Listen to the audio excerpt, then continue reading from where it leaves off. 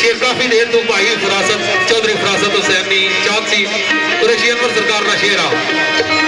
भाई फरासत जी तो सारा शेर पढ़ सा लेकिन एक शेर में खसूसी तौर पर चौधरी बशारत साहब की नजर कि इन्होंने तल्लक नौशाहिया नाला तो मेरे वालिद साहब नाम नौशाहिया नाल था तो अमूमन अपने मुर्शिद खाने जाई थे शेर पढ़ने होने से केड़ा